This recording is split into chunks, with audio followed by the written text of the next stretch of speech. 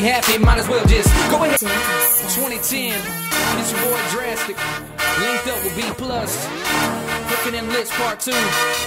We done told y'all to bring your A game. Yeah. You know as soon as I hit the water, it's about to go down. Get to the spot, now it's time to creep, so I drop that trailer and mold it down. We still be hooking them lips, hooking them lips. We still hooking them lips, hooking them lips. You know as soon as I hit the water, it's about to go down. Get to the spot, now it's time to creep, so I drop that trailer and mold it down. We still be hooking them lips, hooking them lips. We still. Hey everybody, welcome to North Rhodes Outdoors. My name is Tory Rhodes and you are watching another episode of Pro Talk. When you fish the Elite Series as a Bass Pro, there is a lot of time on the road. This week's episode, we're going to get into family life and we're going to ask the question about the sacrifices and the time away from family and how it affects their life on tour. 12 and 14, boy and a girl. And we make it work.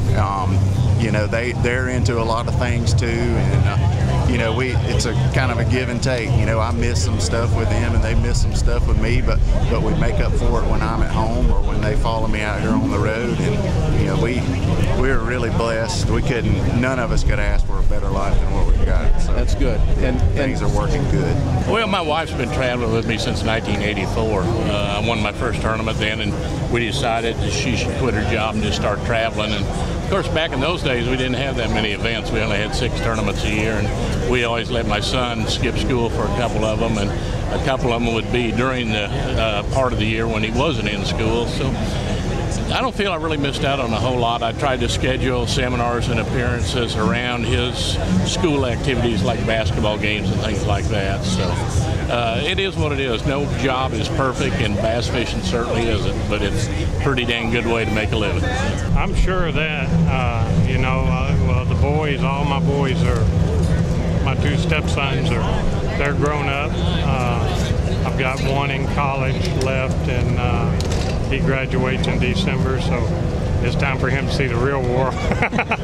But you know, it's been it's hard not being there, especially when they were in high school playing baseball, and I didn't get to watch a lot of their games. But that's the nature of this sport. Oh, every now and then, you know, you wish you was at home for something, but mainly you know, you're pretty much off during summers. My daughter played softball, so we coached all the time. So, you know, we got to go to all the games and pretty much had the summers off. Yeah. Well, I tell you, it really has. You know, I've never had another occupation but competitive angling. You know, I started right out of high school. But through that, you know, married 2 great daughters. They were raised on the tournament circuit, and my wife Jana homeschooled while we were going from tournament to tournament. But then the girls got old enough they wanted to go to school, so that kind of, you know, we don't really travel that much. They get to come to a couple of events. They come to the Classic and a few other events during the course of the year. But yeah, I miss them. I mean, you know, they're 15 and 17, and literally half their lives are growing up without me. Absolutely. You know, my son Ash, he's 18 months right now. In fact, he'll be 18 months in 2 days. And I was never one that wanted to have kids, and I ended up having a son. And, you know, it's definitely life-changing, and every event I miss him more and more. And, you know, you miss all the little things, and I'm grateful that his mom sends me videos and we Skype all the time, but it's definitely some hardships. You know, when I was just a single guy traveling around, I didn't care. You know, I could go to one event and then go take out a rider or go to another lake and just have fun, you know, as long as I didn't have somewhere I had to be. But now it's like I want to get home to go see my son constantly. Absolutely. You know, when you're going to make a commitment to travel together as a family, everybody makes sacrifices.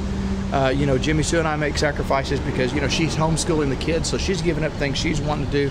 The kids are having to not spend as much time with friends at home because they're on the road with us. But when you look at the entire package, we really feel like as a family that what's gained by us being together as a family far outweighs anything that any of us might give up, and we wouldn't change it one bit. I mean, it gives us so much quality time with our kids. We've gotten to travel the country and even the world with our children from the time they were little to the time they go off to college, and just see things that most kids never get to see, and experience things most kids never get to experience. You know, we get to see and experience the different cultures all across America. You know, and there really are, from East Coast to West Coast, there's just a myriad of different cultures, and the culture here in Wisconsin is much different than the culture in Texas, and different than the culture in Florida or California or South Louisiana, you know. And so there's things we give up, but there's a lot that we gain by being together. That's a great question. You know, that's a big dilemma in my life right now, is just wondering about times. My children, my oldest son is at West Point now, so he's gone basically from home, and then my youngest son's in high school, and you miss out on that some. But I try to look at the off season that we have as an extended off season, and I get to spend every day with my son that's at home now. So you know, I take him to school, pick him up from school, or pick him up from football practice or track or whatever it might be.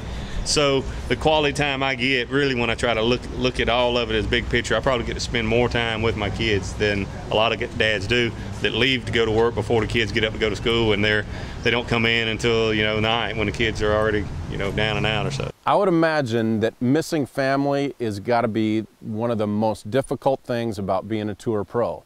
I mean, just think of it like this. If you have a little kid that's learning how to walk, could you or would you miss that?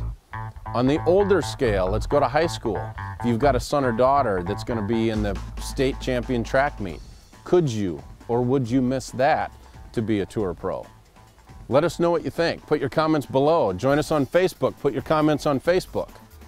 Next week on Pro Talk, we're going to get into the discussion of co-anglers and marshals. We ask a lot of the pros what they like and what they voted for, and would they rather have a co-angler or a marshal.